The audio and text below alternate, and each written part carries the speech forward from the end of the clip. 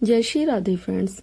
जिंदगी में पहली बार उसे एक नॉर्मल सी लड़की से प्यार हो गया। हालांकि खुशी नॉर्मल नहीं है, पर है तो एक नॉर्मल इंसान ही। ना चाहते हुए भी इस अजीब से जज्बात में अग्नि बनकर रह गया। पहले वो अकेला था तो निडर था, बेखौफ था। अब कोई है उसके साथ जिसको उसे प्रोटेक्ट करने की उसके दिल ने अपने ऊपर जिम्मेदारी ले ली है। अगर खुशी पर खतरा आता है तो वो डीडी तक कैसे पहुंचेगा? आखिर कैसे डॉक्टर ब्लैक के दिए हुए मकसद में कामयाब हो पाएगा? राजवीर और नूर एक रेस्टोरेंट में बैठे हुए थे। लंच करने के बाद राजवीर नूर से बोला, मैं जरा 1 मिनट वॉशरूम जाकर आता हूँ, ओके? नूर ने हल्का सा मुस्कुराया और हाँ में सर हिला दिया। उसके बाद राजवीर उठकर वहां से चला गया। नूर वहीं पर बैठी रही और सोचती रही। मैंने डिसाइड कर लिया है कि आज शाम को मैं राजवीर को अपने बारे में सारी सच्चाई बता दूंगी। मैं उससे ज्यादा चीजों को छुपाना नहीं चाहती। मैं नहीं चाहती कि उसे कहीं और से या किसी और तरीके से पता लगे। अगर उसे मेरी सच्चाई मेरे मुंह से पता लगी तो शायद वह कम नाराज होगा, पर कहीं और से लगी तो बहुत ज्यादा होगा। हाँ, मैं आज रात को उसे बता दूंगी कि मैं कौन हूँ। वो अपने ख्यालों में खोई हुई थी, तभी अचानक किसी ने उसके कंधे पर हाथ रखा। नूर ने जैसे ही पलटकर देखा, उसकी आंखें शौक से फट गई और वह एकदम से कुर्सी से खड़ी होकर बोली, यू। राजवीर वॉशरूम से निकला तो टेबल की तरफ आ रहा था, तभी अचानक उसके कदम की रफ्तार हल्की धीमी हो गई। उसने देखा कि नूर के सामने कोई खड़ा है, बिजनेस सूट बूट में, बिल्कुल उसकी आंखों के सामने। और नूर की आंखें में एक अजीब सी घबराहट और बेचैनी थी। राजवीर समझ नहीं पाया तो वो चलकर उनके पास गया। जैसे ही राजवीर ने सामने खड़े इंसान के चेहरे को देखा, वो हैरान हो गया। पहचान गया था वो उसे। ये कोई और नहीं, अथर्व सिंघानिया है, सिंघानिया एम्पायर का CEO। पर ये यहाँ पर क्या कर रहा है और नूर के सामने क्यों खड़ा है? नूर ने अचानक राजवीर को वहां देखा तो उसकी सांसें और भी ज्यादा हलक में अटक गई। राजवीर और अथर्व ने एक दूसरे को देखा। दोनों एक दूसरे को देखकर चौंक गए थे।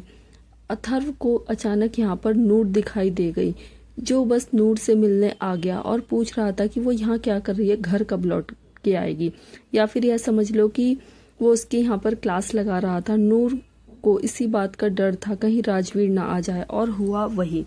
राजवीर अथर्व की तरफ देखकर बोला, तुम सिंघानिया एम्पायर के CEO हो ना, तो तुम यहाँ क्या कर रहे हो? इस बात पर अथर्व ने आईब्रो को हल्का सा सुकेड़ लिया। कहर और नूर ने एक दूसरे की तरफ देखा और सीक्रेटली दोनों बेचैनी से एक दूसरे को देख रहे थे। कहर और राजवीर भी एक दूसरे को देख रहे थे। क्या राजवीर है वो लड़का जिसके लिए नूर भागी थी? ये सोचती ही कहर की आंखों में एक पल के लिए बड़ी हो गई। वो देख सकती थी कि नूर की आंखों में थोड़ा डर, बेचैनी नजर आ रहा था। अथर्व ने राजवीर से कहा, एक्सक्यूज मी, यह होटल तुम्हारा नहीं है, एंड आई थिंक मुझे तुम्हें जवाब देने की भी कोई जरूरत नहीं, मिस्टर सिसोदिया। उसके बाद अथर्व नूर की तरफ देखकर बोला, तुम साथ चल रही हो या नहीं? अचानक राजवीर ने जब ये सुना तो उसके एक्सप्रेशन डार्क हो गए। नूर के माथे पर चिंता की लकीरें दिखाई देने लगी। राजवीर ने नूर की कमर पकड़कर उसे अपनी तरफ करते हुए बोला, क्या मतलब है तुम्हारा चल रही हो या नहीं? हो कौन तुम, और इसे कहाँ लेकर जाने की बात कर रहे हो? अथर्व ने जब राजवीर की हरकत देखी, नूर की कमर पर उसका हाथ देखा, तो उसके एक्सप्रेशन और भी ज्यादा खराब हो गए और राजवीर की तरफ देखते हुए बोला, मिस्टर, अपनी हद में रहो, छोड़ो इसे। अथर्व ने राजवीर को पीछे धकेलकर नूर के हाथ को पकड़ा और उसे अपनी तरफ खींच लिया।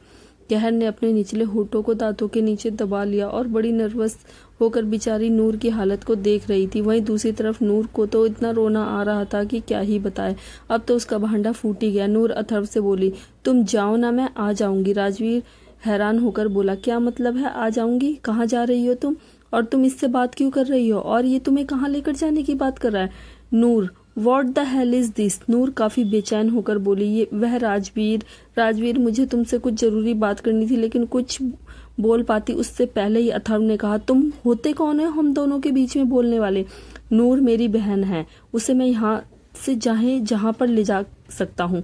तुम होते कौन हो हम दोनों से सवाल करने वाले? अथर्व ने जैसे ही कहा कि नूर मेरी बहन है, उसकी आंखें फटी की फटी रह गई और उसके साथ साथ राजवीर की भी। वह शौक होकर नूर की तरफ देखने लगा। नूर ने अपना सलाइवा गटक लिया। हो गया कल्याण, फूट गया भांडा। नूर ने राजवीर की तरफ देखा जो शौक लग रहा था। राजवीर नूर से बोला, क्या कहा इसने अभी अभी? कौन हो तुम? इसकी नूर कुछ बोलने के लिए मुंह खोलने ही वाली थी कि अथर्व ने कहा, मेरी बहन है नूर सिंघानिया, और सिंघानिया एम्पायर की फाइनेंशियल डायरेक्टर। सुन लिया तुमने? नूर ने अपनी आंखों को कसकर बंद कर लिया। राजवीर के पैरों के नीचे से जमीन खिसक गई। उसने यह सोचा भी नहीं था। वह नूर से बोला, नूर क्या ये सही बोल रहा है? तुम इसकी बहन हो? तुम सिंघानिया एम्पायर की फाइनेंशियल डायरेक्टर और सिंघानिया खानदान की लड़की हो, चुप क्यों हो, जवाब दो। नूर थोड़ा बेचैन होकर बोली, राजवीर देखो मेरी बात सुनो। तभी राजवीर ने कहा, इसका मतलब तुमने इतना बड़ा झूठ बोला मुझसे। अथर्व अपनी आईब्रोज को सुकेड़ लेता है, वो इनकी बातों को कुछ समझ नहीं पा रहा था। राजवीर गुस्से में वहां से चला गया और नूर चिल्लाती रही, राजवीर राजवीर राजवीर मेरी बात तो सुनो। वह जाने लगी लेकिन अथर्व ने उसका हाथ पकड़कर कहा, तुम कहाँ जा रही हो। नूर हल्के गुस्से में अथर्व की तरफ देखकर बोली, जितना कांड तुम कर चुके हो ना ब्रो, बहुत काफी है, अब मुझे संभालने दो प्लीज। मैं आ जाऊंगी जब मुझे आना होगा, मेरी लाइफ में इंटरफियर करना बंद करो। यह बोलकर नूर राजवीर के पीछे भाग गई। अथर्व हैरान हो गया और गुस्सा भी। यह लड़की भी ना। वह अपने माथे को फ्रस्ट्रेशन में रगड़ने लगा। कहर उसके कंधों पर हाथ रखकर बोली, जाने दो ना, वह कोई छोटी बच्ची नहीं है, तुम्हारी जितनी उम्र की है। उसकी अपनी जिंदगी के फैसले लेने दो, उसे करने दो वह जो करना चाहती है। अथर्व फ्रस्ट्रेशन में एक गहरी सांस लेकर बोला, यही तो प्रॉब्लम है, बच्ची नहीं है वह। गॉड, पता नहीं इस लड़की के दिमाग में क्या चलता रहता है। उसके बाद अथर्व कहर के साथ वहां से चला जाता है। राजवीर गाड़ी में बैठा, तभी पैसेंजर सीट का दरवाजा खुला और नूर फटाफट भागकर गाड़ी में बैठ गई और आदमी से बोली, राजवीर मेरी बात तो सुनो। राजवीर ने गुस्से में कहा, बाहर निकलो। नूर ने कहा, राजवीर प्लीज मेरी बात तो सुनो यार। राजवीर ने उसे एक बार फिर से गुस्से में स्टीयरिंग व्हील पर जोर से हाथ मारते हुए कहा, क्या बात सुनूं मैं तुम्हारी, इतना बड़ा झूठ बोला तुमने मुझसे। अचानक उसके गुस्से को देखकर नूर थोड़ा सहम गई। उसने राजवीर को पहली बार इतने गुस्से में देखा था कि वह उसके ऊपर चिल्ला गया। नूर की आंखों में आंसू टपक गए। उसने कहा, मैं जानबूझकर यह सब नहीं करना चाहती थी, प्लीज मुझे एक्सप्लेन करने का मौका तो दो। राजवीर ने आंखें बंद करके एक गहरी सांस लेकर अपने गुस्से को कंट्रोल करने की कोशिश की। वह नूर पर इतना गुस्सा नहीं दिखाना चाहता था, मगर नूर ने जो झूठ बोला था इस वजह से वह काफी ज्यादा हर्ट हो गया था। वह गाड़ी से बाहर निकला, दूसरी तरफ का दरवाजा खुला और हाथ पकड़ के नूर को गाड़ी से बाहर निकाल दिया। उन्होंने कहा, Rajveer please listen to me यार, मेरी बात तो सुनो। राजवीर ने दरवाजा बंद किया, ड्राइवर सीट पर जाकर बैठ गया और गाड़ी लेकर वहां से निकल गया। नूर उसका नाम पुकारती रही, चिल्लाती रही, मगर राजवीर जा चुका था। अब नूर बहुत परेशान हो गई थी, क्या करे, राजवीर को कैसे मनाए, उसे कुछ भी समझ नहीं आ रहा था। रात को ठंड काफी बढ़ गई थी, मौसम काफी ठंडा हो गया था। राजवीर जिम में वर्कआउट कर रहा था। उसका दिमाग बहुत ज्यादा खराब हो गया था। जब भी उसका दिमाग हद से ज्यादा खराब हो जाता तो वह खूब पसीना बहाता था ताकि उसका स्ट्रेस बाहर निकल जाए। फाइनली वह जिम से घर आया, नहा धोकर आराम से अपने बेडरूम में चला गया। तभी उसने देखा कि तेज हवाओं से खिड़की के पर्दे उड़ने लगे। खिड़की खुली है। वह खिड़की के पास गया और उसे बंद करने के लिए तभी उसकी नजर नीचे खड़ी नूर पर पड़ी, जो उसकी गाड़ी के पास खड़ी हुई थी। नूर को देखकर राजवीर ने अपने आईब्रो को सिकोड़कर कहा, ये यहाँ क्या कर रही है। उसे नहीं पता था कि नूर यहाँ क्या कर रही है, जबकि नूर ने फैसला कर लिया था कि वह राजवीर से माफी मांगकर रहेगी। ऐसे कैसे, बहुत नाराज हो सकता है वो मुझसे। राजवीर एक गहरी सांस लेकर बोला, बेवकूफ लड़की, खड़ी रहो यहीं पर। उसने खिड़की बंद की, पर्दे लगाया, फिर जाकर आराम से बिस्तर में सो गया। नूर काफी ठंड में वहां पर खड़ी रही, अपने हाथों को मसल रही थी और आंखों में आंसू लेकर बंगले की तरफ देख कर सोच रही थी, तुम चाहे कितना भी मुझसे नाराज हो जाओ, पर तुम्हें मनाने के लिए चाहे मुझे कुछ भी करना पड़े मैं करूंगी। आई नो कि गलती मेरी है, अब उसे सुधारूंगी भी मैं ही। जब तक तुम नहीं मानोगे मैं यहाँ से नहीं जाऊंगी। राजवीर चंचल अपने फ्रेंड के साथ क्लब में आई हुई थी। रात के तकरीबन 10 बज गए थे। अब उसे घर के लिए निकलना था। उसके फ्रेंड देर रात तक क्लब में रुकने वाले थे क्योंकि उनमें से किसी का बर्थडे था, तो वो लोग 12 बजे के बाद ही यहाँ से निकलने वाले थे। पर चंचल को घर जाना था क्योंकि घर पर उसके पापा तो बीमार है और उसकी मॉम अकेली है, तो उसे जल्दी घर पहुंचना था। वो अपनी गाड़ी लेकर नहीं आई थी क्योंकि गाड़ी में कुछ प्रॉब्लम हो गई थी, तो उसे सर्विस के लिए दिया था, इसलिए वो टैक्सी लेकर घर जाने का सोच रही थी। उसने शॉर्टकट पहने हुए थे, बाल खुले हुए थे, वो काफी खूबसूरत लग रही थी। क्लब से बाहर निकलकर चंचल टैक्सी के इंतजार में कुछ देर वहां पर खड़ी रही, पर कोई टैक्सी नहीं आई, तो उसने सोचा कि थोड़ा आगे जाकर देखती हूँ, शायद वहां से मिल जाए। उसके बाद वो आगे बढ़ गई। थोड़ी सी ही आगे जाने के बाद उसे कहीं टैक्सी नहीं मिली। तभी अचानक बाइक पर कुछ लौंडे वहां पर आए। अचानक ऐसे आवारा लड़कों को बाइक पर चक्कर काटता हुआ देखकर चंचल थोड़ा सा नर्वस हो गई, पर हिम्मत करके वो आगे बढ़ती रही। वो बस दुआ कर रही थी कि फटाफट उसे कोई टैक्सी मिल जाए और वो उसमें बैठकर अपने घर निकल जाए, मगर टैक्सी नहीं मिल रही थी, तो इसलिए वो थोड़ी परेशान भी हो गई थी। उसने अपना फोन निकालकर देखा तो फोन भी स्विच ऑफ हो गया था। वो फ्रस्ट्रेशन में बोली, शिट, गॉड डैम इट, कम से कम फोन तो मुझे रिचार्ज रखना चाहिए था। उसने फोन को वापस डाला और आसपास नजर करने लगी, मगर कोई भी टैक्सी, ऑटो रिक्शा कुछ भी नजर नहीं आ रहा था। तकरीबन 2 बाइक्स पर 3-3 लड़के बैठे हुए थे। वो चंचल के पास आए। अचानक इतनी खूबसूरत लड़की को इस तरह इतनी रात को छोटे छोटे कपड़ों में सड़क पर घूमते हुए देख उन लड़कों की नीयत में खोट आ गई। एक लड़के ने बाइक को उसके नजदीक लेते हुए कहा, कहाँ जा रही हो डार्लिंग? वो भी इतनी रात को? अगर तुम कहो तो हम तुम्हें छोड़ दें। दूसरे ने कहा, हमारे बीच में बैठ जाओ, तुम्हें ठंड भी नहीं लगेगी। हम तुम्हें बड़े ही प्यार से और आराम से घर छोड़ देंगे और काफी गर्मी भी देंगे। चंचल काफी ज्यादा घबरा गई। उसे बस यहाँ से निकलना था, इसलिए उसने अपने कदमों की रफ्तार तेज कर ली, मगर वो आदमी उसे कहाँ छोड़ने वाले थे। सब उसके इर्द गिर्द बाइक चलाने लगे। चंचल घबराकर वहीं पर रुक गई और चारों तरफ बाइक के साथ चक्कर काट रहे थे वो लड़के। चंचल को कहीं से भी निकलने का रास्ता नहीं दे रहे थे। चंचल ने कहा, क्या कर रहे हो तुम लोग? जाने दो मुझे। उन्होंने बाइक रोक दी और 6 के 6 लड़के बाइक से नीचे उतरकर सब चंचल के इर्द गिर्द आकर खड़े हो गए और उसे छेड़ने लगे। एक आदमी ने कहा, इतनी भी क्या जल्दी है जाने मन? छोड़ देंगे, पहले जरा हम मजे तो ले लें, तुम्हें चख तो लें, तुम्हारा टेस्ट तो ले लें। क्या बात है यार, ये तो बिल्कुल पटाखा है। क्या फिगर है, बिल्कुल कैटरीना के माफिक। और खूबसूरती में तो दीपिका के माफिक है। माय गॉड, लड़के ऐसे बकवास कमेंट करके चंचल को बहुत परेशान कर रहे थे। अचानक चंचल की धड़कन घबराहट के मारे तेज हो गई। उससे निकलने की कोशिश की, मगर उन लोगों ने उसे निकलने नहीं दिया। क्या कर रहे हो? हटो सामने से, जाने दो मुझे। चंचल बोलकर वहां से जानने की कोशिश करने लगती, मगर वो लड़के उसका हाथ पकड़कर उसे वहीं रोक देते हैं। अब तो वो उसे फिजिकली टच करने लगे थे। कोई सीने पे हाथ मार रहा था, तो कोई पैरों के बीच में हाथ मार रहा था, तो कोई इसकी कमर पे हाथ मार रहा था। चंचल उनसे बोली, दूर हटो मुझसे, डोंट टच मी। वो चिल्लाती रही, मगर उनमें से कोई मानने को तैयार नहीं था। तभी अचानक उन्हें पीछे से एक आवाज सुनाई दी, पता नहीं तुम लोगों को औरत ने पैदा किया है या किसी जानवर ने। इंसानों वाली तो हरकतें नहीं है तुम्हारी, शर्म नहीं आती एक लड़की को छेड़ते हुए? सब लोगों ने पलटकर देखा और चंचल ने भी उस आवाज की तरफ देखा। वो चौंक गई, क्योंकि वो कोई और नहीं मयंक था। जब अपनी गाड़ी लेकर वहां से गुजर रहा था, उसने जब एक लड़की को लोगों के बीच फंसा हुआ देखा तो वो समझ गया था कि लड़की प्रॉब्लम में है और एक जेंटलमैन होने के नाते उसकी मदद करना उसका फर्ज था। तो वो बिना सोचे समझे वहां पर आ गया। अचानक उस लड़कों को इस लड़की के लिए बोलता हुआ देखकर एक आवारा लड़के ने कहा, क्यों, तुझे क्या प्रॉब्लम हो रही है? अगर हम इसे छेड़ रहे हैं तो तेरी कुछ लगती है क्या? वो लड़का आगे आता हुआ बोला, मेरी कुछ लगे या ना लगे, लगती तो तुम्हारी भी नहीं है। किसी शरीफ घर की लड़की को इस तरह से छेड़ने से तुम्हें शर्म आनी चाहिए। तुम लोगों की वजह से ही आजकल लड़कियां घरों से बाहर सेफ नहीं है। एक लड़के ने आगे बढ़ते हुए कहा, अगर शरीफ घर की लड़की होती तो इतने छोटे छोटे कपड़े पहनकर शराब पीकर आधी रात को सड़कों पर घूमने की बजाय अपने घरों में बैठी होती। इस बात पर मयंक ने अपनी आईब्रोज को ऊपर उठाकर कहा, अच्छा, तो इस बेस पर जज करते हो तुम लोग कि तुम्हें किस लड़की को छेड़ना चाहिए और किसे नहीं, है ना? एक आवारा लड़के ने कहा, बहुत बोल रहा है, रुक, तेरी अभी ऐसी की तैसी करता हूँ। वो लड़का मयंक की तरफ भागकर आया। चंचल हैरान हो गई, उसे मयंक की टेंशन होने लगी। ये 6 लोग थे और वो अकेला था, और जैसे ही मयंक पर अटैक करने आया, मयंक ने उसका हाथ पकड़ा और मुंह पर जोरदार घूसा दिया। वो 2 कदम पीछे होकर गिर गया।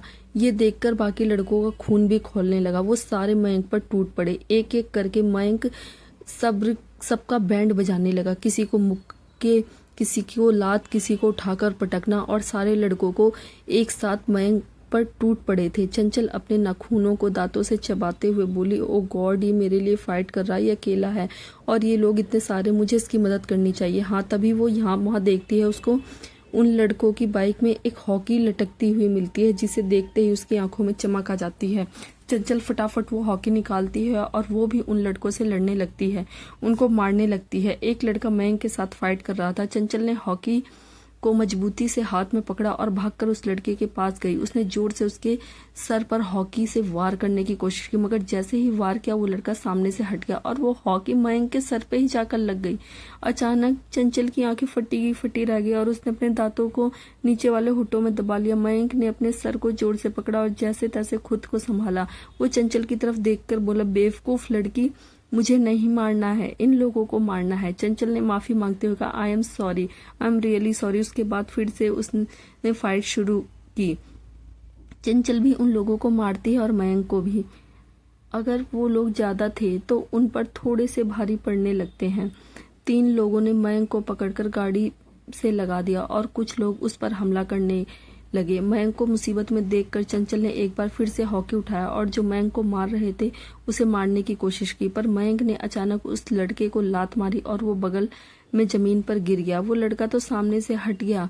एक बार फिर से हॉकी मयंक के सर पर जाकर लगी। चंचल ने एक बार फिर से रोने जैसी शक्ल बना ली।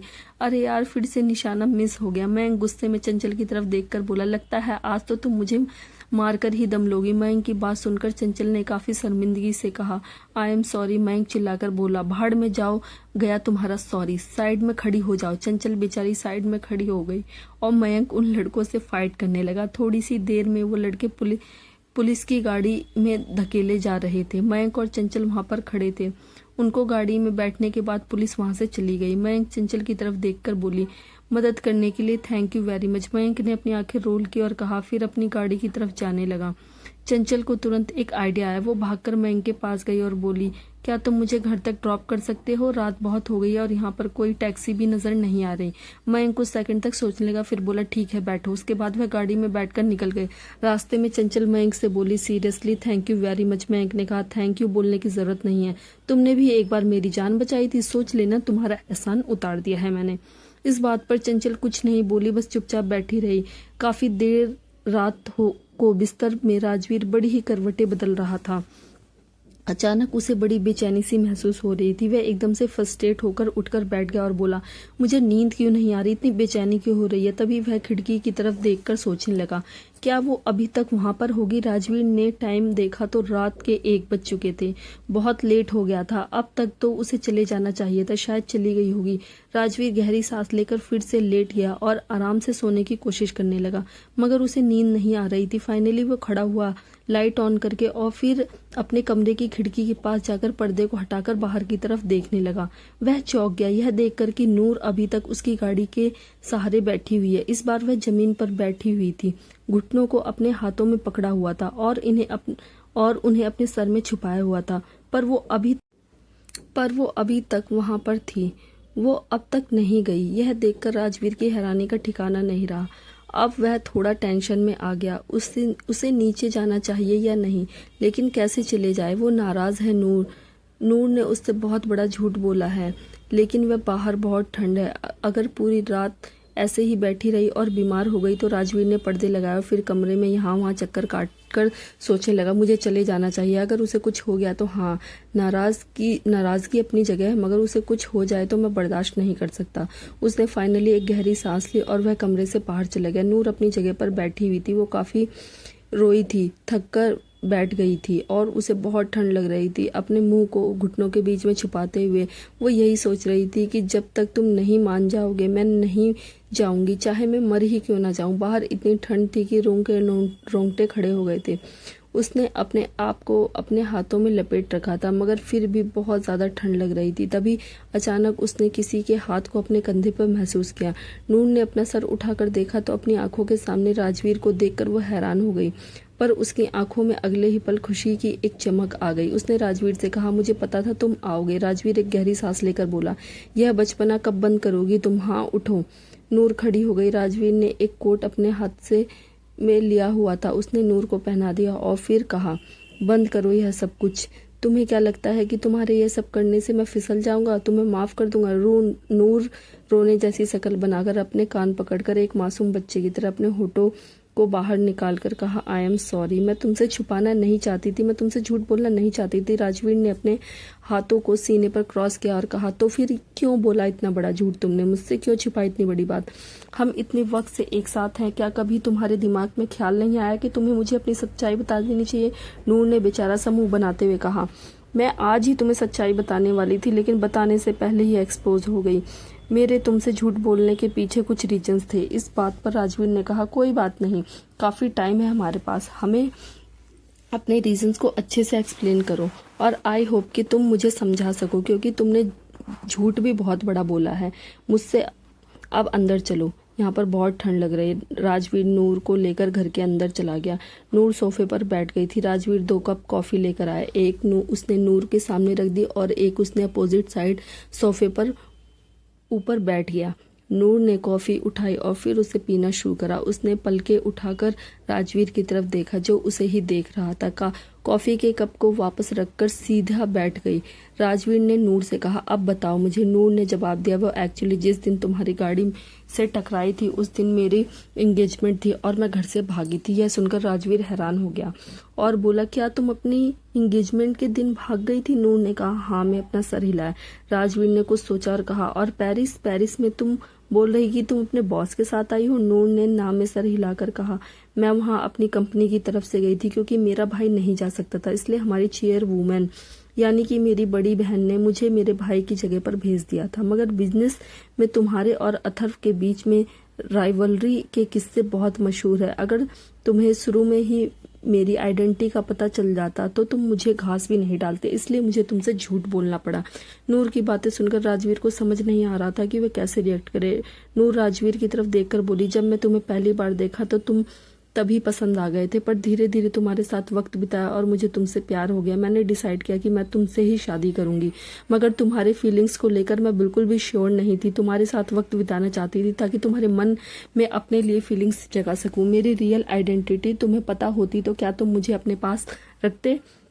मेरे पास कोई रास्ता नहीं था तुम्हारे करीब रहने का, इसलिए मुझे झूठ बोलना पड़ा। मैं तुम्हें सच बताने ही वाली थी, लेकिन मेरी फूटी किस्मत, मेरे कुछ बोलने से पहले ही तुम्हें सब कुछ पता चल गया। सॉरी राजवीर, पर यह सब कुछ मैंने सिर्फ तुम्हें पाने के लिए किया। नूर की बात सुनकर राजवीर के दिल की धड़कन तेज हो गई। उसने उसे पाने के लिए कितनी मेहनत की। वाकई में आज उसे थोड़ा सा स्पेशल फील हो रहा था। उसका दिल थोड़ा नरम हो गया था। उसने कहा, ठीक है, अगर कोई और भी झूठ तुमने मुझसे बोल रखा है तो वो अभी बता दो, क्योंकि अगर बाद में फिर से मुझे कहीं और से कुछ पता चला तो तुम्हारी मासूम सी शक्ल देखकर भी मैं तुम्हें माफ नहीं करूंगा। नूर ने राजवीर की तरफ आंखों में एक चमक के साथ देखा और बोली, नहीं, मैंने और कोई झूठ नहीं बोला तुमसे। क्या सच में तुमने मुझे माफ किया? राजवीर ने कुछ सोचा और कहा, हाँ, थोड़ा कर दिया है, लेकिन थोड़ा अभी भी नाराज हूँ। नूर फटाफट राजवीर के पास भाग कर आई और उसके ऊपर कूद गई।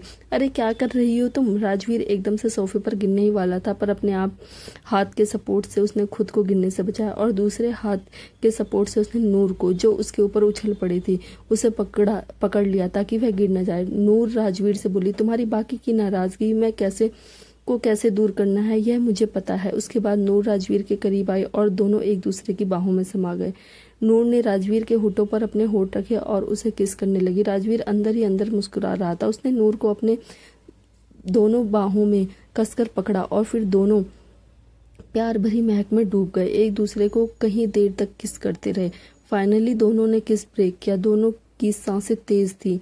राजीव की आंखों में देखते हुए नूर ने कहा, अब तो पूरे तरीके से माफ कर दिया ना, या अभी भी थोड़ा बाकी है? राजवीर हल्का सा नूर के गाल को प्यार से सहलाते हुए उसके माथे पर किस किया और कहा, रात बहुत हो गई है, तुम्हें यहीं पर सोना है या घर जाना है? नूर ने जवाब दिया, क्या मैं यहीं पर सो सकती हूँ तुम्हारे साथ? इस बात पर राजवीर ने अपनी आईब्रो ऊपर उठाई और कहा, मेरे साथ नहीं, तब तक नहीं जब तक हम दोनों एक नहीं हो जाते। नूर के गाल शर्म से लाल हो गए। उसने कहा, ठीक है, मैं इंतजार कर लूंगी। यह बोलकर उसने राजवीर को गले लगा लिया। दोनों ने एक दूसरे को कस के हक कर लिया। नक्श अपने ऑफिस में बैठा हुआ था। वह काफी फर्स्ट्रेट लग रहा था। तभी केविन का दरवाजा खुला और नक्श के पिता अंदर आया। वह हल्के गुस्से में लग रहा था। वहां पर आकर वह नक्श से बोला, एक और डील हमारे हाथ से निकल गई। नक्श, तुम आखिर क्या कर रहे हो? नक्श ने एक गहरी सांस लेकर अपने चेहरे को हाथों में लेकर कहा, आई एम सॉरी डैड, मैं पूरी कोशिश की थी लेकिन मैं प्रोजेक्ट को ठीक से तैयार नहीं कर पाया। वो क्या है ना कि मैं जरा रूपाली को लेकर अस्पताल गया था। वो आजकल उसकी देखभाल और बिजनेस पे ध्यान नहीं दे पा रहा हूँ।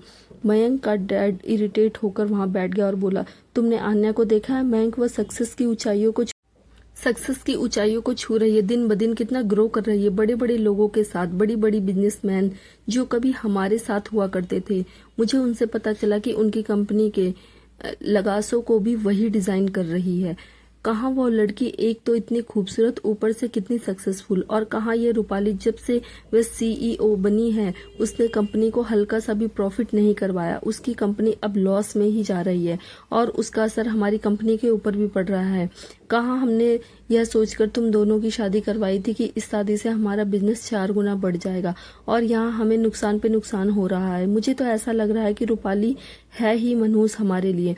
नक्श ने कहा, डैड आप क्या बोल रहे हैं? वह मेरी वाइफ है, मेरे होने वाले बच्चे की माँ। प्लीज ऐसा मत बोलिए। नक्श के डैड ने गहरी सांस लेकर नक्श के हाथ पर अपना हाथ रख कर कहा, कभी कभी मुझे ऐसा लगता है कि वाकई में तुम्हारी शादी करवाने में हमने जल्दबाजी कर दी। कसम से हमने थोड़ा सा और इंतजार किया होता तो शायद आज बात कुछ और होती। क्या क्या अब कुछ बदल सकता है? क्या आन्या अब भी तुमसे प्यार करती है? सुनकर नक्श थोड़ा चौंक गया और अपने डैड की तरफ देखने लगा। डैड, आप क्या बोल रहे हैं? मैं शादीशुदा हूँ प्लीज। नक्श के डैड में एक गहरी सांस लेकर कहा, हाँ तो यह शादी कौन सा हमारे लिए कुबेर का खजाना भर रही है, हमें बर्बाद कर रही है। हमें लगा था कि रूपाली समझदार है, टैलेंटेड है, बिजनेस को आगे लेकर जाएगी, लेकिन नहीं, उससे सिवाय घूमने फिरने, शॉपिंग करने और तुम्हारे साथ वक्त गुजारने के अलावा कुछ भी नहीं आता। ऐसी नालायक लड़की से शादी कर दी हमने तुम्हारी। अब तो वाकई में हमें अफसोस हो रहा है। खैर, तुम्हें जो सही लगे। एक गहरी सांस लेकर नक्श का पिता उठा और फिर वहां से चला गया। नक्श कुछ देर वहीं पर बैठा रहा। आन्या के बारे में अचानक ही उसके डैड ने जिक्र उठा दिया तो उसके दिमाग में उसी का चेहरा घूमने लगा। उसने फोन उठाकर इंटरनेट पर आन्या के बारे में कुछ सर्च किया। उसने आन्या को वहां देखा। वह वाकई में कामयाबी की सीढ़ियां चढ़ रही थी, बड़े बड़े लोगों के साथ कांटेक्ट में थी और अब तो उसके करियर में 4 चांद लग रहे थे। इन सब को अगर हटा कर उसे देखा जाए तो वह दिन ब दिन और भी ज्यादा निखरती जा रही थी, खूबसूरत होती जा रही थी। आन्या को एक बार फिर से देख नक्श के दिल की धड़कनें तेज हो गई। उसे बचपन के वो लम्हे याद आने लगे जब आन्या के साथ वो वक्त गुजारा करता था। वह प्रॉमिस जो उसने आन्या से किए थे, उससे शादी करने के, उसके साथ घर बसाने के, बच्चा पैदा करने के और उससे बहुत खुश रखने की, कैसे एक ही झटके में उसने अपने सारे प्रॉमिस तोड़ दिए। आज उसके सीने में अजीब सा दर्द था। उस वक्त आन्या की आंखों में कितना दर्द था जब उसने पाया कि उसके इकलौते प्यार ने उसे धोखा दे दिया। नक्श को आज भी आंखें याद है, वह लम्हा भी याद है जब आन्या ने उसकी जान बचाने के लिए खुद की आंखें खो दिया था। आन्या ने क्या कुछ नहीं किया उसके लिए। हर एक कदम पर उसने अपने प्यार को साबित किया, मगर उसने क्या किया? वह बेचारी उसी के लिए उस घर में रुकी हुई थी जहां उसे कभी प्यार नहीं मिला। और उसने क्या किया? उसने उसे ही धोखा दे दिया और छोड़ दिया। बीच रास्ते में नक्श ने आंखें बंद करके एक गहरी सांस ली, एक दर्द से भरी सांस। रात को घर आया और अपने बेडरूम में चला गया। वह काफी थका हुआ लग रहा। तभी कमरे का दरवाजा बंद हो गया। नक्श ने पीछे देखा तो एक बहुत ही हॉट और सेक्सी नाइटी में रूपाली वहां पर खड़ी हुई थी। उसकी सेक्सी अदाओं को देखकर उसके इरादे का साफ पता चल रहा था। वह चलकर नक्श के पास आई और उसकी बाहों में झूल गई। उसने अपनी बाहों को नक्श के गले में डाला और कहा, कितनी देर से मैं तुम्हारा इंतजार कर रही थी। तुम जानते हो ना कि मैं तुमसे 1 मिनट भी दूर नहीं रह सकती। तुम्हारा दूर जाना मुझे बहुत तकलीफ देता है। नक्श के आगे आए और उसके होठों पर अपने होठ रख दिए। नक्श ने उसे पीछे करते हुए कहा, रूपाली, मैं बहुत थक गया हूँ और मुझे कुछ आराम की जरूरत है अभी। उसने अपना कोट निकाला और आराम से बिस्तर पर बैठ गया। रूपाली मुस्कुराकर उसके करीब आई और हल्का धक्का देकर उसे बिस्तर पर गिरा दिया और उसके ऊपर चढ़ गई। और उसने अपना चेहरा संदिग्ध वे में स्माइल किया और अपनी उंगलियों को उसके चेहरे पर फेरने लगी और बोली, तो मैं किस लिए हूँ? तुम्हारी थकान दूर करने के लिए ही आई हूँ। आई लव यू नक्श, I love you very much. यह बोलकर रूपाली नक्श को किस करने लगी। नक्श भी जब तक रेस्ट कर पाता उसने भी धीरे धीरे अपनी आंखों को बंद किया और रूपाली के किस को एंजॉय करने लगा। उसने पहले नक्श के होठों पर, उसके चेहरे पर, उसके गर्दन, कंधे पर, धीरे धीरे उसके शर्ट के बटन खोलकर उसकी बॉडी पर रूपाली किस करने लगी। नक्श ने आंखें बंद की। रूपाली उसे किस कर रही थी, पर पता नहीं क्यों नक्श के दिमाग में इस वक्त यह चल रहा था कि इस वक्त उसके ऊपर रूपाली नहीं, आन्या है। आन्या का खूबसूरत चेहरा इमेजिन करके नक्श का दिल जोर जोर से धड़कने लगा। उसने रूपाली को कस के पकड़ लिया और ऐसा लग रहा था जैसे वह आन्या को पकड़ रहा है। उसने उसे करीब खींचा। रूपाली खुश हो गई और भी ज्यादा पैशनेटली उसे किस करने लगी। नक्श आंखें बंद करके आन्या को इमेजिन कर रहा था। उसने उसे अपनी बाहों में भर लिया, एकदम से उसे बिस्तर पर नीचे लिटा दिया और फिर पैशनेटली उसे किस करने लगा। रूपाली की खुशी का ठिकाना नहीं था। नक्श ने उसकी उंगली में अपनी उंगलियों को फंसाया और पागलों की तरह उसे ऐसे किस कर रहा था जैसे बस मर ही जाएगा उसके बिना। नक्श को ऐसा महसूस हो रहा था कि उसकी बाहों में आन्या है और वह उसे किस कर रहा है। यह इमेजिन करके उसके नीचे का पार्ट बहुत ज्यादा हार्ड होने लगा था। उसके शरीर का एक एक रोंगटा खड़ा हो गया था।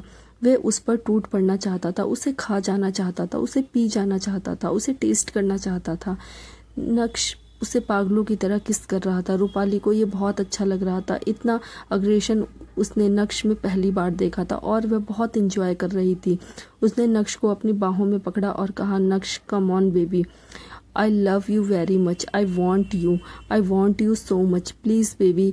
Yes I love you very much. यह बोलकर उसने नक्श को कस के अपनी बाहों में पकड़ा। अचानक नक्श ने रूपाली की आवाज़ सुनी तो उसकी आंखें खुली और उसने महसूस किया कि उसकी बाहों में आन्या नहीं, वह सिर्फ आन्या को इमेजिन कर रहा था। उसने उसका चेहरा पीछे किया तो वो रूपाली थी। अचानक नक्श के रुक जाने पर रूपाली थोड़ा कंफ्यूज होकर उसे देखने लगी। नक्श ये देखकर एक सेकंड के लिए हल्का सा हैरान हो गया। रूपाली ने कहा, क्या हुआ बेबी, तुम रुक क्यों गए? बहुत मज़ा आ रहा था। नक्श का एकदम से दिमाग खराब हो गया मगर उसने बहुत रिएक्ट नहीं किया। वह खड़ा हुआ और बोला, मुझे आराम करना है, मैं बहुत थक गया हूँ। यह बोलकर वह ठंडा शावर लेने के लिए बाथरूम के अंदर गया। रूपाली अपनी जगह पर शॉक में होकर बैठ गई। यह अचानक नक्श को क्या हो गया उसे समझ नहीं आया। बाथरूम में जाने के बाद उसने अपने सारे कपड़े उतार दिए और ठंडे शावर के नीचे खड़ा हो गया। उसकी सांसें तेज चल रही थी। उसने अपने आप को कहा, यह क्या था? मैंने उसे इमेजिन क्यों किया? रूपाली मेरी बाहों में थी मगर मैं उसके लिए इतना पागल नहीं हुआ। मैं आन्या के लिए इतना पागल हो रहा था। ये क्या हो गया है मुझे? मैंने उसे इमेजिन क्यों किया? नक्श समझ नहीं पा रहा था, लेकिन आन्या के बारे में सोचना उसे बेचैनी दे रहा था, उसके दिल को तड़पा रहा था, उसे बहुत ज़्यादा उकसा रहा था। यहाँ तक कि उसका प्राइवेट पार्ट में बुरी तरह से सेंसेशन होने लगा और वो हार्ड हो गया, जो रिलीज मांग रहा था। नक्श ने एक बार फिर से अपनी आंखों को बंद करके आन्या को इमेजिन किया। उसका खूबसूरत सा चेहरा, उसके गुलाबी होठ, उसकी टिमटिमाती हुई आंखें, उसकी दुनिया की सबसे खूबसूरत मुस्कुराहट। सच में वो खूबसूरती का अजूबा है। आन्या के बारे में सोचते हुए नक्श की धड़कनें तेज हो जाती हैं।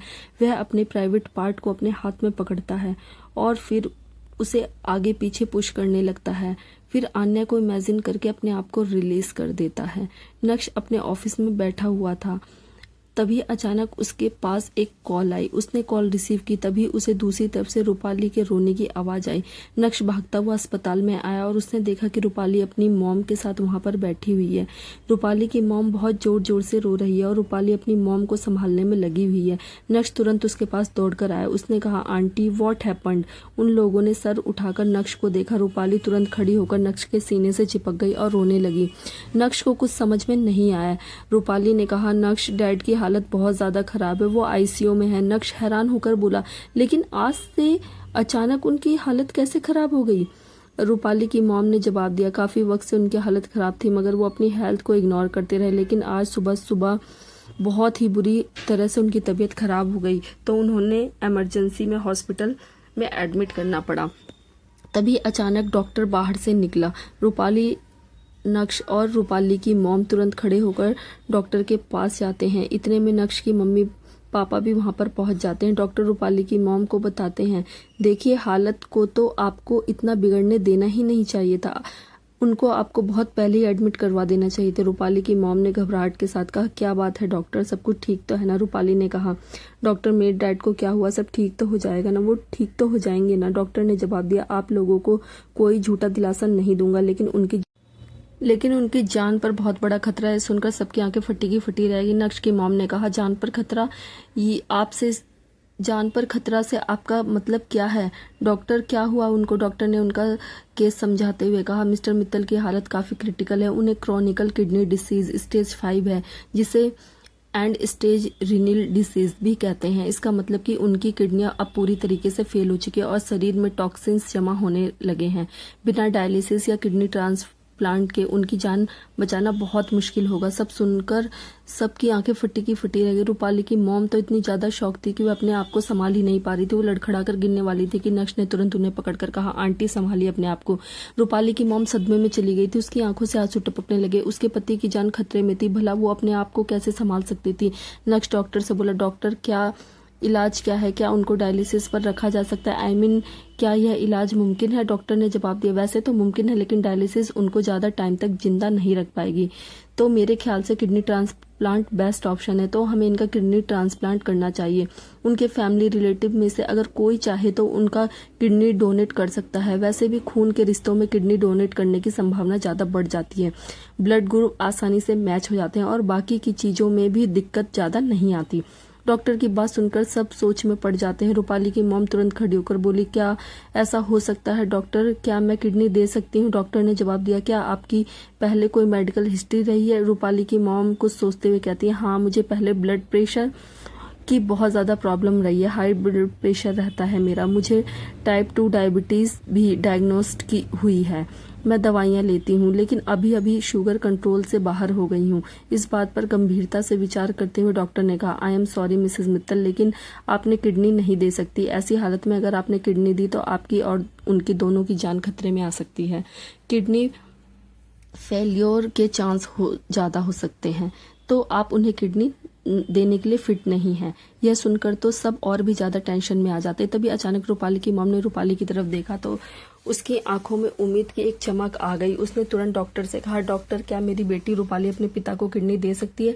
रूपाली ने जब ये सुना तो उसकी आंखें फटी की फटी रह गई। व्हाट, किडनी, और वो भी मैं? बिल्कुल नहीं। डॉक्टर ने कहा, वेल, क्या ये पूरी तरह से फिट है? अगर ऐसा है तो ये किडनी दे सकती है, इसमें कोई प्रॉब्लम नहीं है, हमें कुछ टेस्ट करने होंगे। अचानक किडनी की बात सुनकर नक्श और उसके घर वाले भी चौंक जाते हैं। रूपाली की मॉम रूपाली का हाथ पकड़कर बोली, बेटा तुम डॉक्टर के साथ जाओ और टेस्ट करवाओ, जल्दी से अपने पापा को किडनी दो ताकि वो बच जाए, मुझे उनकी बहुत चिंता हो रही। रूपाली अचानक हड़बड़ा जाती है, उसे समझ में नहीं आता है वो क्या बोले। उसके चेहरे के रंग जैसा सफेद पड़ गया। वो थोड़ा हिचकिचाते हुए बोली, लेकिन मैं किडनी कैसे दे सकती हूँ? मैं तो प्रेग्नेंट हूँ ना डॉक्टर, मैं प्रेग्नेंट हूँ, मैं तो किडनी नहीं दे सकती। जब डॉक्टर यह सुनता है तो वह हैरान हो जाता है। हालांकि रूपाली किडनी देने से बहुत डर रही थी, वो बिल्कुल नहीं दे सकती थी। पहले अपने डैड की जान बचाने के लिए वो खुद की जान कैसे खतरे में डाल सकती थी? बिल्कुल भी नहीं। लेकिन प्रेगनेंसी उसके पास अच्छा खासा बहाना हो गया था। डॉक्टर ने कहा, तो अच्छा, अगर आप प्रेग्नेंट है तो फिर किडनी लेना भी बहुत मुश्किल है। क्या कोई और आपका सिबलिंग्स है, आपका सगा भाई बहन जो किडनी के लिए सुटेबल हो? तभी अचानक रूपाली की मॉम ने कहा, आन्या ऐसा कर सकती है, वो किडनी दे सकती है। इस बात पर नक्श हैरान होकर बोला, क्या? लेकिन आन्या कैसे देगी, और वो क्यों देगी? रूपाली की मॉम ने गुस्से से कहा, क्यों नहीं देगी? वो हमारी बेटी है, हमने पैदा किया है उसे, तो क्या वो अपने पिता की जान बचाने के लिए अपनी किडनी नहीं दे सकती? रूपाली, तुम उसे फोन करो और बुलाओ यहाँ पर। इस बात को लेकर रूपाली थोड़ा सोच में पड़ जाती है, मगर अच्छा ही है, वैसे भी उसे आन्या से कोई फर्क नहीं पड़ता। उसने कहा, मॉम आप चिंता मत कीजिए, सब ठीक हो जाएगा। रूपाली नक्श से बोली, तुम्हारे पास तो दीदी का नंबर है ना, तो उसके पास कॉल करो और उनको अस्पताल के लिए आने के लिए बोलो ना। नक्श सुनकर थोड़ा सा चौंक जाता है और सोच में पड़ जाता है, क्या उसे आन्या को बुलाना चाहिए? क्या वो आएगी? नक्श के मॉम डैड भी अब सोच में पड़ गए थे। फाइनली नक्श ने कॉल किया और उसे बस इतना कहता है कि अस्पताल में उसकी जरूरत है और वो हॉस्पिटल आ जाए, क्योंकि उसके पापा की हालत बहुत ज्यादा खराब है, वो आईसीयू में। कुछ ही देर में आन्या चंचल के साथ अस्पताल में आती है। चंचल इरिटेट होकर कॉरिडोर में आगे बढ़ते हुए बोली, तो मैं क्या जरूरत थी यहाँ पर आने की? अरे जब उन लोगों ने तुम्हें अपनी बेटी माना ही नहीं तो तुम क्यों उनके लिए इतनी टेंशन ले रही हो? आन्या ने जवाब दिया, चाहे कुछ भी हो, मैं उन्हें ऐसी हालत में तो मिलने से मना नहीं कर सकती थी, चलो देखते हैं क्या होता है। यह बोलकर वो आगे बढ़े। जल्दी ही अपने फैमिली यानी सिर्फ नाम की फैमिली के पास पहुंच गई, जहां पर सब लोग उसका बेसब्री से इंतजार कर रहे थे। आन्या को देखकर नक्श तुरंत उसके पास गया और बोला, तुम आ गई? आन्या कंफ्यूज होकर बोली, क्या हुआ मिस्टर मित्तल को तो मैं अर्जेंट यहाँ पर क्यों बुलाया, इतनी अर्जेंट में? नक्श ने कहा, तुम्हारे डैड की हालत काफी खराब है, वो आईसीयू में है और तुम्हारी मदद की जरूरत है उन्हें। आन्या कंफ्यूज हो गई। एक्चुअली नक्श भी बोलने में काफी हिचकिचा रहा था, उसका मन नहीं कर रहा था आन्या को यह बोलने का कि उसे यहाँ पर क्यों बुलाया गया था। तभी आन्या आगे आई और उसकी मॉम और रूपाली ने भी उसकी तरफ देखा। रूपाली आन्या के पास आकर उसे गले लगाकर बोली, दीदी फाइनली आप आ गई, आपकी हम लोगों को बहुत ज़्यादा ज़रूरत थी, डैड को आपकी बहुत ज़्यादा ज़रूरत है, उनकी हालत बहुत ज़्यादा क्रिटिकल है। यह सुनकर आन्या कंफ्यूज थी। अगर मिस्टर मित्तल की हालत क्रिटिकल है, वो आईसीयू में है, तो उसमें उन लोगों को आन्या की ज़रूरत क्या है? अचानक उसकी याद किस लिए आ गई? हम लोग ये समझ नहीं पा रहे थे। तभी रूपाली की मॉम वहां पर आई और आन्या से बोली, जैसा कि तुम्हें बता दिया गया है कि तुम्हारे डैड को इस वक्त आईसीयू में है और तुम्हें उनकी जान बचानी है। अपनी मॉम की बात सुनकर आन्या कंफ्यूज होकर बोली, मैं समझी नहीं, आप कहना क्या चाहती हो, साफ साफ बताइए। आन्या की मॉम ने एक गहरी सांस लेकर कहा, उन्हें किडनी की जरूरत है और मैं ये चाहती हूँ कि तुम अपनी एक किडनी उनको दे दो ताकि उनकी जान बच सके। ये सुनकर आन्या की आंखें शौक से बड़ी हो गई। उसने उम्मीद भी नहीं की थी आन्या के साथ साथ चंचल भी बहुत ज्यादा शॉक हो गई। इन लोगों की हिम्मत की तो दाद देनी पड़ेगी, कमाल के बेशरम लोग हैं। आन्या ने कहा, क्या किडनी? रूपाली की मम्मी थोड़ा कड़क आवाज में बोली, हाँ उन्हें किडनी की जरूरत है और तुम्हें उन्हें किडनी देनी है ताकि उनकी जान बच सके। अपने डैड के लिए इतना तो तुम कर ही सकती हो, आखिर वो पिता हैं तुम्हारे। रूपाली आन्या के हाथों को अपने हाथों में पकड़कर बोली, दीदी मैं प्रेग्नेंट हूँ, वरना मैं खुद अपनी किडनी देकर डैड की जान बचा लेती। उनकी जान से ज्यादा कीमती मेरे लिए कुछ भी नहीं, लेकिन मेरी प्रेगनेंसी के चलते मैं उन्हें किडनी नहीं दे सकती हूँ। मॉम की डायबिटीज के चलते वो भी उन्हें किडनी नहीं दे सकती। अब सिर्फ आप ही हैं जो उनकी जान बचा सकती हैं। डैड की जान आपके हाथों में है। दीदी प्लीज उन्हें बचा लीजिए, अपनी एक किडनी उन्हें दे दीजिए। नक्श को समझ में नहीं आ रहा था कि वो क्या बोले, और बोल नहीं रह पाया तो आगे आकर बोला, आंटी रूपाली, आन्या की किडनी लेने की क्या जरूरत है? हम किडनी का अरेंजमेंट कहीं और से भी तो कर सकते हैं। कोई और भी तो डोनर जो अपनी किडनी डोनेट करना चाहता हो, हम उसे अच्छे खासे पैसे देकर किडनी खरीद सकते हैं अंकल की जान बचाने के लिए। इसमें आन्या की किडनी लेने की कोई जरूरत नहीं है। रूपाली की मॉम ने नक्श की तरफ देखा और कहा, किसी और की किडनी उन पर कितना सूट करेगी कितना नहीं हमें कुछ नहीं पता। हम इतना बड़ा रिस्क नहीं ले सकते। आन्या उनका खून है तो किडनी 100% मैच करेगी, उनके साथ और कोई प्रॉब्लम भी नहीं होगी। वैसे भी एक किडनी देने पर आन्या मरेगी नहीं, लेकिन मेरे पति जरूर बच जाएंगे। उसके बाद आन्या की मॉम ने उसकी तरफ देखकर कड़क आवाज में जैसे ऑर्डर देते हुए कहा, आन्या डॉक्टर के साथ जाओ, तुम्हारे कुछ टेस्ट करेंगे, उसके बाद तुम्हारा किडनी ट्रांसप्लांट का ऑपरेशन होगा। आन्या पत्थर की मूर्ति की तरह जमी हुई थी। वो जैसे किडनी दे सकती थी, वो कैसे किडनी दे सकती थी? वो भी तो प्रेग्नेंट है। वो कुछ बोल नहीं पा रही थी, मगर उसकी बेस्ट फ्रेंड होने के नाते चंचल अब और ज्यादा चुप कैसे रह सकती थी। आन्या का हाथ पकड़कर चंचल ने उसे पीछे किया और कहा, वैसे मैंने सुना था कि पूत कुपूत हो सकता है, पर माता भी कुमाता नहीं हो सकती। लेकिन सॉरी आंटी, आपको देखकर ना ये कहावत बिल्कुल छोटी साबित होती है। अचानक एक अनजान लड़की को उनके घर के मामलों में बोलता देख मिसेस मित्तल की आंखें सिकुड़ गई और वो बोली, कौन हो तुम और हमारे बीच में बोलने वाली तुम होती कौन हो? चंचल ने जवाब दिया और आन्या ने उसकी किडनी मांगने वाली आप कौन होती हैं? आपको जरा भी शर्म नहीं आई? जब उसे आपने अपने परिवार से सबसे ज्यादा जरूरत थी, तब आप लोगों ने उसे अपनी जिंदगी से ऐसे निकाल कर फेंका जैसे दूध में से मक्खी, और अब जब आपको उसकी जरूरत है तो आप उसकी किडनी तक निकालने को तैयार हो सकती हैं। शर्म आनी चाहिए आप लोगों को। आप जैसी औरतों को माँ शब्द का इस्तेमाल करने का कोई हक नहीं। मिसेस मित्तल को इतना गुस्सा आया कि वो चंचल को थप्पड़ मारने के लिए अपना हाथ उठा देती हैं, पर चंचल के गाल पर थप्पड़ पड़ने से पहले ही आन्या उनका हाथ हवा में रोक लेती है। उनकी आंखों में गुस्सा उतर आया था। मिसेस मित्तल, रूपाली और बाकी सब लोग चौंक गए थे। अपनी मॉम के हाथ को झटकते हुए आन्या ने कहा, कोशिश भी मत करना उसे हाथ लगाने की, और उसने कुछ गलत नहीं कहा। क्या सोचकर आप लोगों ने मुझे फोन करके यहाँ पर बुलाया कि मैं उन्हें किडनी दूंगी, अपनी जान देकर उनकी जान बचाऊंगी? जब आप लोगों ने मेरे से कोई रिश्ता नहीं रखा तो मैं इतना बड़ा सैक्रिफाइस क्यों करूं और किस लिए? दीदी आप क्या बोल रही हो? वो हमारे डैड हैं, आपको उनकी जान बचाने के लिए ऐसा करना चाहिए, रूपाली बोली। आन्या ने कहा, मेरे डैड हैं? मेरे डैड? ना ही वो मेरे डैड हैं और ना ही ये मेरी मॉम। भूल गई जो भी उस घर में मेरे हिस्से का था, सब कुछ इन्होंने तुम्हारे नाम करवा दिया और मुझे धक्का देके घर से बाहर निकाल दिया। उसी वक्त उन लोगों ने अपने सारे रिश्ते मुझसे तोड़ दिए थे, तो अब किस हक से वो अपने आप को मेरा मॉम डैड बोल रहे हैं? मुझे तो तुम लोगों से कोई फर्क नहीं पड़ता। और हाँ, किडनी देना तो बहुत दूर की बात है, मैं एक नाखून काट कर भी तुम लोगों को ना दूं। आन्या जाने लगती है। मिसेस मित्तल का गुस्सा और उसकी आंखों में उतर आता है। वो आन्या का हाथ पकड़कर अपनी तरफ खींचती हैं और एक जोरदार थप्पड़ उसके गाल पर जड़ देती हैं। आन्या के लिए अचानक हुआ, इसलिए वो संभल नहीं पाई। वो गिरने ही वाली थी कि नक्श तुरंत उसे पकड़ लेता है। आंटी जी आप क्या कर रही हैं? चंचल और आन्या शौक थी। मिसेस मित्तल आन्या के कंधे को पकड़कर अपनी तरफ करती हैं और गुस्से में बोलती हैं, घटियापन की भी हद होती है और तुमने सारी हदें पार कर दी हैं। आज तुमने साबित कर दिया है कि तुम्हें घर से निकालकर हमने कोई भी गलती नहीं की। अरे तुम्हें तो इतनी भी शर्म नहीं है कि तुम्हारे डैड मरने वाले हैं, तुम कम से कम उन्हें अपनी किडनी देकर बचा लो। लेकिन नहीं, तुम जैसी औलाद तो होनी ही नहीं चाहिए। आन्या भी गुस्से में अपनी मॉम के हाथ को झटककर बोली, जिसे अपनी औलाद का पूरा हक दिया ना, उसे क्यों नहीं बोलते किडनी देने के लिए? वो दे देगी।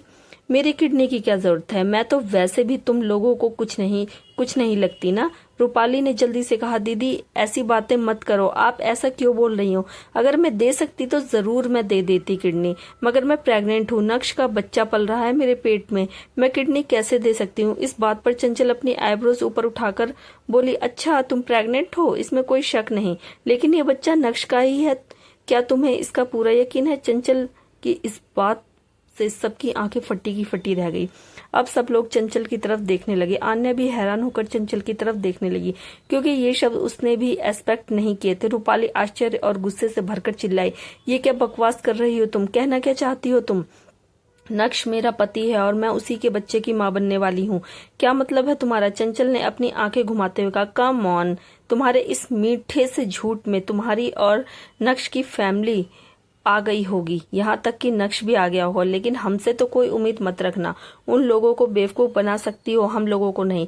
नक्श हैरान था। आन्या भी। मिसेस मित्तल गुस्से से उबलने लगी और बोली, ये लड़की क्या बकवास कर रही है, कुछ भी बोल रही है, मैं इसकी यही जुबान खींच लूंगी। चंचल ने जवाब दिया, मेरी जुबान खींच लेने से तुम्हारी कैरेक्टरलेस बेटी का सच तो नहीं बदलेगा। शादी किसी और से और पेट में बच्चा किसी और का, और तुम लोग हमेशा से आन्या के कैरेक्टर पर उंगली उठाते रहते थे, जिसे तुम लोग इतना सराहते हैं। जरा ये तो देख लो कि असल में वो लड़की है कैसी। ये सुनते ही सबके चेहरे का रंग सफेद पड़ गया। नक्श के मॉम डैड भी पूरी तरह से शॉक्ड थे। नक्श गुस्से और संदेह से बोला, क्या मतलब है तुम्हारा, किसी और का बच्चा? आखिर तुम कहना क्या चाहती हो? आन्या हैरान होकर चिल्लाई, चंचल ये तुम क्या बोल रही हो? चंचल ने आन्या की तरफ देखते हुए कहा, आई एम सॉरी आन्या, मैं ये नहीं बोलना चाहती थी, लेकिन इन लोगों ने अपनी बोलने की हदों को पार कर दिया तो मुझे भी चुप नहीं रहा गया। और ये जो तुम्हारी चरित्रवान सो कॉल्ड बहन है ना, उसका चरित्र कितना अच्छा है, इसके बारे में तो मैं बहुत पहले जान चुकी थी। पिछले हफ्ते मैं अस्पताल में अपने डैड के साथ आई थी उनका चेकअप करवाने के लिए। उसी वक्त मुझे यहाँ पर कुछ ऐसा पता चला कि मैं खुद को वीडियो रिकॉर्डिंग करने से रोक नहीं पाई। अभी दिखाती हूँ। चंचल ने अपना फोन निकालकर वो वीडियो रिकॉर्डिंग उसकी और उसकी बाद नक्श की तरफ बढ़ाते हुए कहा, ये लो अपनी सो कॉल्ड लॉयल वाइफ की करतूत, तुमको अपनी आंखों से ही देख लो। सब लोगों की हैरानी का ठिकाना नहीं था। नक्श, उसके मॉम डैड, सब लोग मोबाइल की स्क्रीन पर देखने लगे। एक गायनोकोलॉजिस्ट वहां पर खड़ी थी। तभी वहां पर रूपाली आई। उसने गायनोकोलॉजिस्ट को पैसे की बहुत बड़ी बड़ी गड्डियां दी और कहा, डॉक्टर आपको पता है ना कि आगे क्या करना है? गायनोकोलॉजिस्ट ने हाँ में अपना सर हिला दिया और कहा, हाँ ठीक है, तुम चिंता मत करो, किसी को भी ये नहीं पता चलेगा कि ये बच्चा तुम्हारे पति का नहीं है।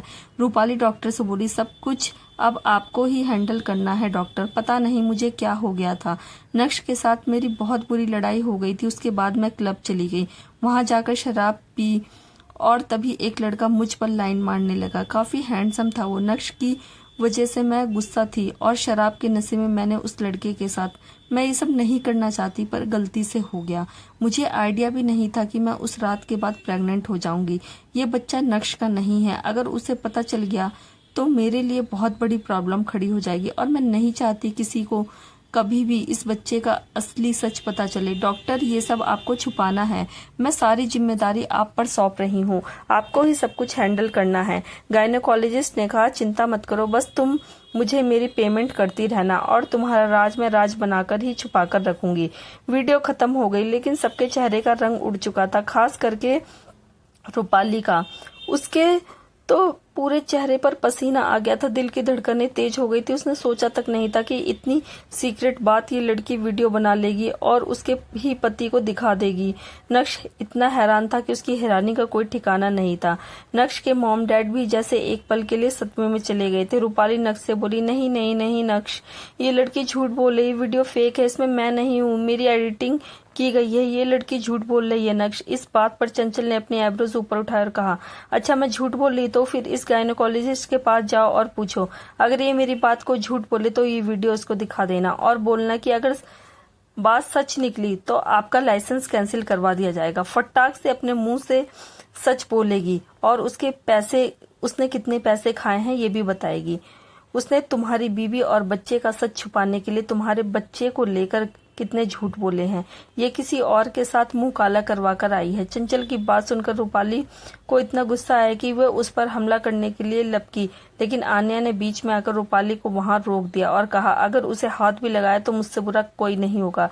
रूपाली नक्श से बोली, नक्श ये दोनों झूठ बोल रही हैं। मैंने तुम्हें आन्या से छीन लिया था ना, इसलिए ये भी तुम्हें मुझसे छीनना चाहती है, हमारी शादीशुदा जिंदगी को बर्बाद करना चाहती है। ये बच्चा तुम्हारा ही है। मेरा यकीन करो, मैं तुमसे प्यार करती हूँ नक्श, मैं सिर्फ तुमसे प्यार करती हूँ। इस वक्त जैसे नक्श को कोई यकीन ही नहीं हो रहा था। उसका दिमाग पूरी तरह से ब्लैंक हो चुका था। नक्श का पापा आगे आया और बोला, इतना बड़ा धोखा, इतना बड़ा झूठ, किसी और के बच्चे को तुम हमारे खानदान का वारिस बनाने वाली थी। रूपाली ने कहा, नहीं पापा, ये लड़की झूठ बोल रही है। अरे आप इसकी बात का विश्वास कर सकते हैं जो खुद 3 साल पहले किसी और के साथ ये झूठ बोल रही है। ये सिर्फ मेरे चरित्र को खराब साबित करने की कोशिश कर रही है आप लोगों की नजरों में। मेरा यकीन मानिए, मैं नक्श के बच्चे की माँ ही बनने वाली हूँ। ये बच्चा नक्श का ही है, लेकिन अब बहुत देर हो चुकी है, बहुत ज्यादा देर। अब किसी को भी रूपाली की बात पर विश्वास नहीं था। रूपाली नशे में बोली, नक्श प्लीज कुछ बोलो ना। नक्श ने कहा, अब मैं नहीं, अब डीएनए टेस्ट बोलेगा। मैं इस बच्चे का डीएनए टेस्ट करवाऊंगा। अगर ये बच्चा मेरा नहीं हुआ रूपाली, तो फिर मुझसे बुरा कोई नहीं होगा। ये सुनकर रूपाली के चेहरे का रंग सफेद पड़ गया। नक्श उसका हाथ पकड़ के डॉक्टर के पास ले जा रहा था कि रूपाली ने एक झटके में अपने हाथ को नक्श के हाथ से आजाद कराया और चिल्लाकर बोली, हाँ नहीं है ये तुम्हारा बच्चा, किसी और का बच्चा है। यह सुनकर सबके रोंगटे खड़े हो गए, पर चंचल के होठों पर मुस्कुराहट थी। आन्या भी शॉक में थी, बाकी सब भी शॉक में थे। चंचल ने कहा, ये सब तुम्हारी वजह से हुआ है, इसमें मेरी कोई गलती नहीं थी। शादी के बाद भी मैंने कितनी कोशिश की तुमसे प्यार करने की, हमारे रिश्ते को अच्छा चलाने की, तुम्हारे साथ वक्त बिताने की, लेकिन तुम हमेशा काम में ही उलझे रहते थे और उसके बाद मुझसे झगड़ा करते थे। और मैं क्या करती, मैं नशे में हो गया सब कुछ। अबॉर्शन भी नहीं करवा पाई क्योंकि कॉम्प्लिकेशन थे। अगर अबॉर्शन करवा लिया होता तो दोबारा कभी मां नहीं बनती, इसलिए मुझे ऐसा करना पड़ा।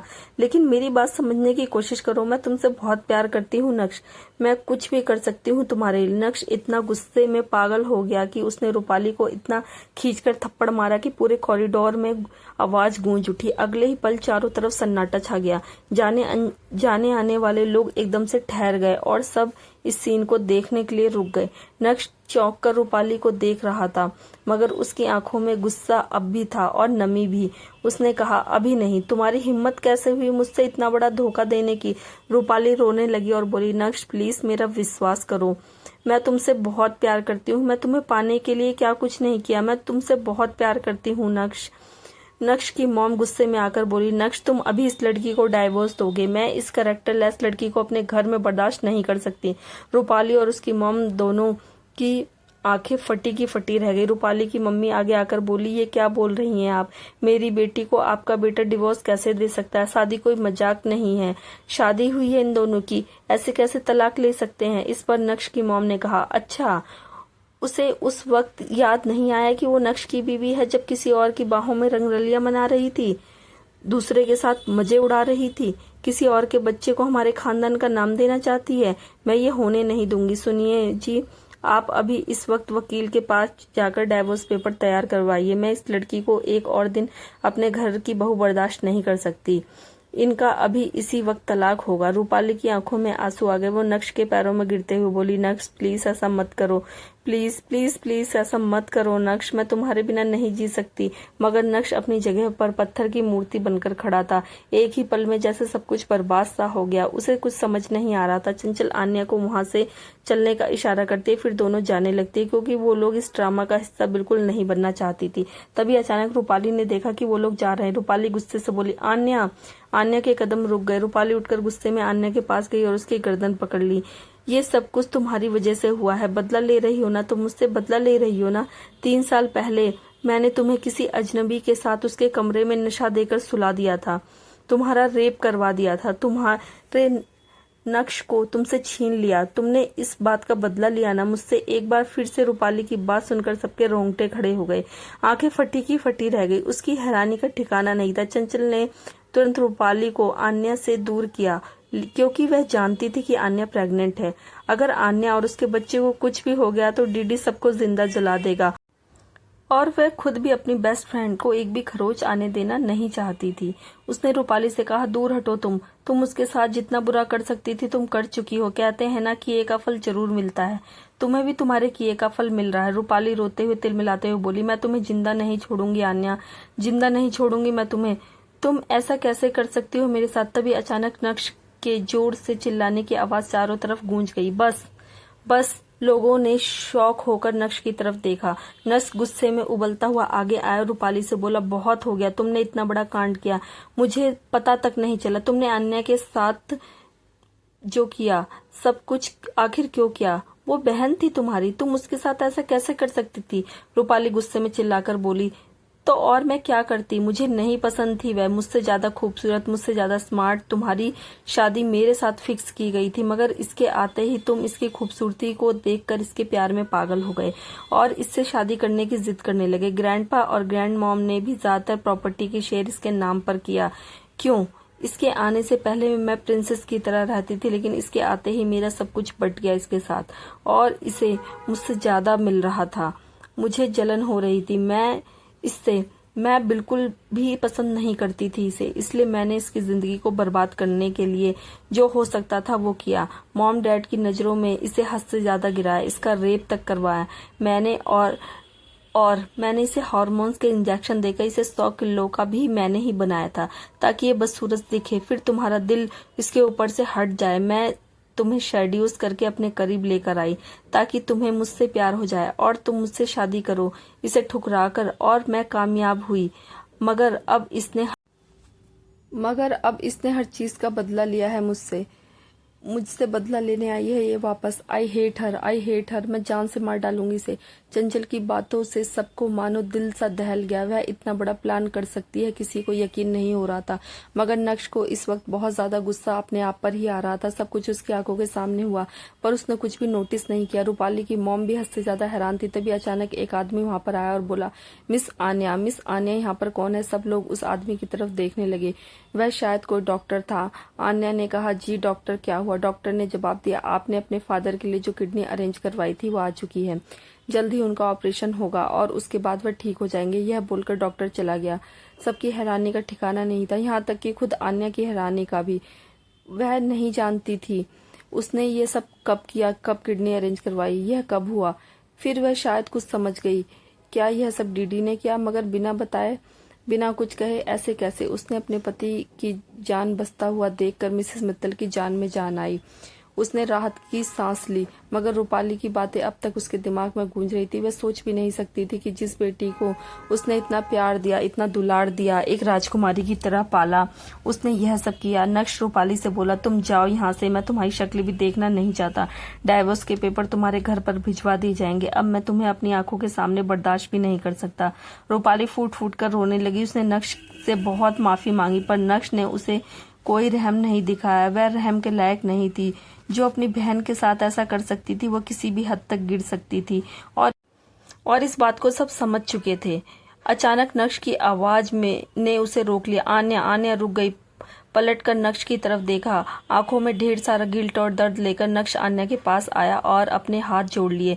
मुझे माफ कर दो आन्या, जहां मुझे तुम्हारा सबसे ज्यादा साथ देना चाहिए था, तुम्हें संभालना चाहिए था, वहां मैं फेल हो गया। तुमने तो दिल खोलकर मुझे प्यार किया, लेकिन मैं ही तुम्हारे प्यार के लायक नहीं था। प्लीज मुझे माफ कर दो। आन्या ने कहा, मुझे तुमसे कोई शिकायत नहीं है। नक्श कभी नहीं थी और कभी नहीं होगी। आन्या के हाथों में अपना हाथ पकड़कर बोला, मैं तुमसे कुछ कहना चाहता हूँ, और वह चुपचाप खड़ी रही। नक्श ने हिम्मत करके कहा, क्या तुम मुझे एक और मौका दे सकती हो सब कुछ ठीक करने का। मैं वादा करता हूँ इस बार कोई भी गलती नहीं करूंगा। प्लीज आन्या, सिर्फ एक मौका। आन्या अब यह सुनती है तो हैरान हो जाती है। रूपाली नक्श के पास आकर बोली, तुम ऐसा कैसे कर सकते हो ना, मैं तुम्हारी बीवी हूँ, तुम ऐसा कैसे कर सकते हो। नक्श की माँ रूपाली के पास आई और उसके बालों को पकड़कर दूर फेंकते हुए बोली, दूर हटो मेरे बेटे से, खबरदार अगर उसके करीब आई, वरना यहीं मार मार कर जान निकाल दूंगी तेरी। रूपाली फूट फूट कर रोने लगी। रोते रोते वो यहाँ वहां भाग गई और किसी ने उसे रोका नहीं और कोई उसके पीछे भी नहीं गया। नक्श की माँ आन्या के पास आकर बोली, नक्श बिल्कुल सही कह रहा है आन्या, हमें कोई प्रॉब्लम नहीं है तुम्हें अपने खानदान की बहू बनाने में। तुम नक्श से शादी कर लो, हमने भी तुम्हें बहुत गलत समझा। हमसे बहुत बड़ी गलती हो गई, हमें माफ कर दो। हम वादा करते हैं कि तुम्हें अपनी बेटी से बढ़कर रखेंगे। प्लीज नक्श को अपनी जिंदगी में वापस आने का एक मौका दो, उसे माफ कर दो और उससे शादी कर लो। आन्या उसकी बात चुपचाप सुनती रही। नक्श के पापा ने भी आकर अपने बेटे को एक मौका देने की बात आन्या के सामने रखी। आन्या एक गहरी सांस लेकर अपने हाथों को नक्श के हाथों से अलग किया। नक्श कंफ्यूज हो गया, हैरान हो गया, मगर उसकी आंखों में एक प्लेजेंट था, जैसे वह डेस्परेटली आन्या से यह मौका मांगना चाहता था। आन्या ने कहा, देखो नक्श, तुमने जो भी किया उसके लिए मुझे तुमसे कोई शिकायत नहीं। मैंने तुम्हें माफ किया, लेकिन अब मैं तुम्हारे साथ कोई रिश्ता नहीं रख सकती। जो था वह बहुत पहले ही खत्म हो चुका है और दोबारा वो शुरू नहीं हो सकता। मुझे तुमसे कोई शिकायत नहीं, बस खुश रहो अपनी जिंदगी में हमेशा। नक्श के पापा ने कहा, आन्या प्लीज समझने की कोशिश करो। नक्श आज भी तुम्हारी फिक्र करता है और तुमसे प्यार करता है। To be continue. हर हर महादेव दोस्तों।